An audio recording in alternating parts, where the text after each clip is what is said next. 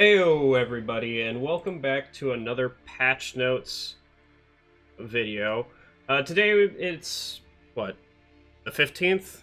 So we'll be looking at the 15th changes at the current moment. Here's all the bug fixes. If you want to stare at that and read that, I'm not actually going to read it. We're going to be reading the elite tweaks and everything below. So, elite tweaks. Fix the cooldown. Used to, they showed up whenever the hell they wanted, and it was very annoying. Change the temperature values to fix elite enemies freezing and unfreezing rapidly. Elite enemies are overall harder to freeze and stay frozen for a longer time. Already, they were very annoying to actually... You, had a half-second window where you can fire your gun and deal 3 times damage. Hopefully, they've fixed it so that it's, maybe a second. And I hope they fix the burning cooldown, because used to, even if you are currently applying the fire debuff, they will cool down too quickly for it to actually matter. I was using Burning Hell, and I was lighting a Elite Praetorian on fire, and by the time I switched to volatile bullets, they are already, they're already all the way back down at 0 fire damage. It's baffling. Applied elite scaling to enemy settings. Alright. Increased damage resistance for elite Glyphid Guard to fit the new scaling system. Hopefully it's not a ammo tank before, because used to it took basically 2 hyperpropellant rounds, which hyperpropellant does around 500 damage each. Not including a weak point or spiked grenade or anything like that. Just base gun does 500 damage, and it took 2 of them to kill it.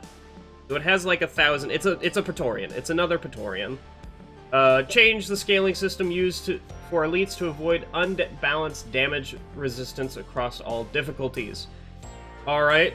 Well, I'll see how this goes. I haven't played any today, and I probably won't because I am gonna go to bed. I don't feel good. But I hope this makes it a lot better, because the worst offender for all of this is the Glyphid Praetorian with an effective 11k HP. 11,000 HP, everybody. This thing's a dreadnought. This thing that spits acid and is very annoying to deal with, and is now immune to stun, is very annoying to deal with, and it can't be frozen that easily for half a second, and it can't be lit on fire. This thing was a nightmare to deal with. Increased damage resistance for Elite Slasher, Acid Spitter, Web Spitter, Mactera Spawn, Grabber, Trijaw, Bundle to fit this new scaling. Let's just hope they don't become Dreadnoughts. They already have too much. They don't even do extra damage. They're just annoying to deal with. They're just ammo sinks. I don't like them. They don't do anything special. They're just, ooh boy, I'm red. They're whatever. I will shit on them some more, and I will shit on the grabber some more, because that thing's way too goddamn fast. That thing, normal grabbers, if you're 7 meters away from a turn, and you hear in the grabber, and you're ready and raring, you have the bulldog out, and you shoot, you see the grabber come across, and you can shoot it, and it will, curl up and go away. The elite grabber will not care. You'll probably miss, because it's moving at light speed, and it'll probably grab you before you even have a chance to fire. With that 7 meters. The thing's way too fast. I'm coming out with a video later today that, yeah, elites are not fun. Weapon tweaks. This is actually the interesting part. Weapon tweaks for Leadstorm-powered minigun. Leadstorm OC no longer disables stun, but instead significantly reduces its viability, so the improved stun mod can now affect it. Specifically, it's gone from 0 stun chance to, I think, a modifier of times 0.25 or something like that. It is not much. Yeah, it's gone from minus 30% to a modifier of 0.25. So now, if you have a bonus to it, say from... so this will have 5 from, what, 20? So 25%. And if the stun mod will increase it to 40, it'll be 10%. And the stun duration has gotten knocked down from 0 to 0.5 of its actual thing. So, overall, a buff to the Leadstorm Overclock, and, yeah, now has a 5% stun chance, and you're flinging out 15 bullets per second. We'll see how this goes. It's a buff, that's for sure. Even without, anything like that. Next on the docket is Thunderhead Autocannon Tweaks. Reintroduce the direct damage penalty to neurotoxin payload. So from yesterday to today, yesterday they removed the direct damage penalty, so it essentially got a 4 damage buff yesterday, and the AoE got buffed by 1, I believe. So it got a 5 damage buff, and now they reintroduced it, so now it is, what? It's now 5, it used to be 6, so an additional, yeah. It got nerfed by 5 damage, and the area damage is still 4, which used to be 3. I don't think, it's still a nerf, and it's going to impact this. It's not going to be as powerful as what everybody's thinking it would be, but it's still, if you go double damage, it's still 19 instead of 20 damage. Or it's still 19 instead of 18. It's basically like old neurotoxin payload, only more consistent, and the area damage does a little bit more, since it got buffed by a 0.3 meters. Moving on, Warthog. Reduce the bonus of high-capacity magazine mod. They reduced it from 3 to 2. Let's go check that to make sure I'm very correct. They reduced it from 3 to 2, correct. Alright. Very slightly increased the bonus from expanded ammo bags from 40 to 42. Have no idea why they did this, but we'll see why they did it in a little bit. It boggles my mind. Next, reduce the ammo cost of the triggering effect for the turret whip mod, increase the projectile speed, increase the damage, and increase the radius. Alright, let's have these actual numbers via the paste bin that is going to be down in the description. So, actual numbers for this for the turret whip mod. Increase the projectile damage by 40, from 120 to 160. That's very good.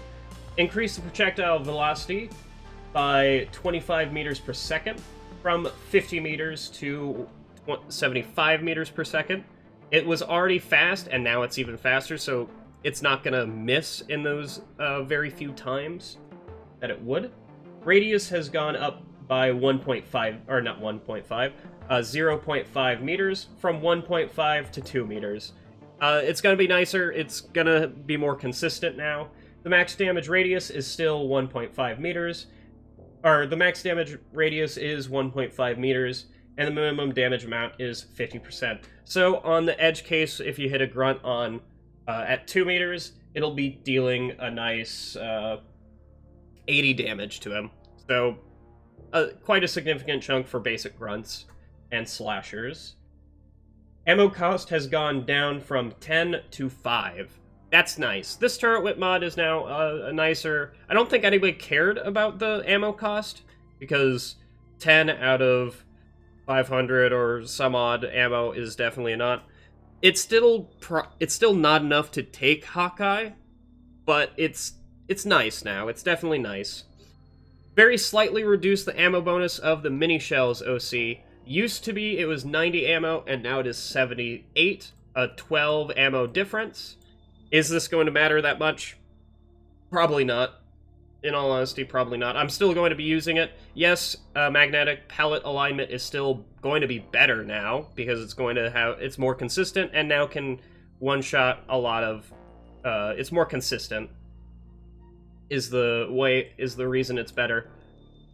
I don't think this is going to matter for my playstyle, where I just look at a grunt and hold down the button. In fact, it'll actually probably help me, because now I'll be closer to half ammo. Reduce the ammo bonus of lightweight mags overclock. Lightweight mags gave, what, 20 ammo? And now it's 18. Moved to expanded bags. I don't know why they did this.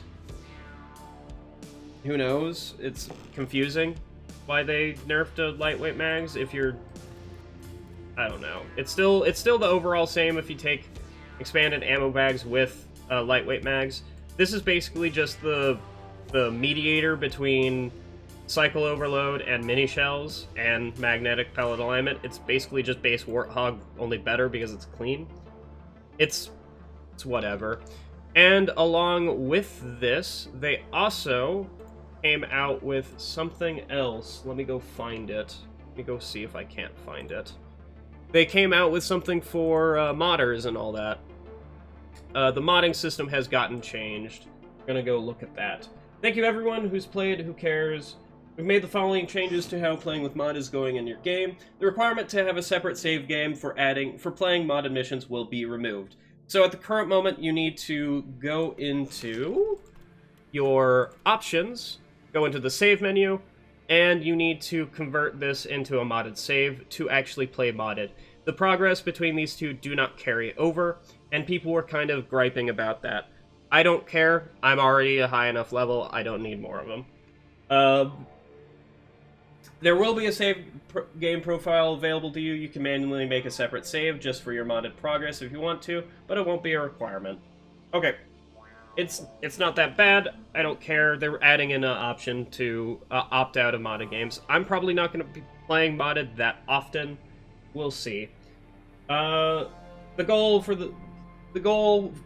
improving the modding experience with Update 34 was to make playing with mods easy and as safe as possible. We want the system we put in place to safeguard players from accidentally joining a modded game, because now there's a filter on it that will affect their save games in a way they don't have interest in. You have a restore save for a reason.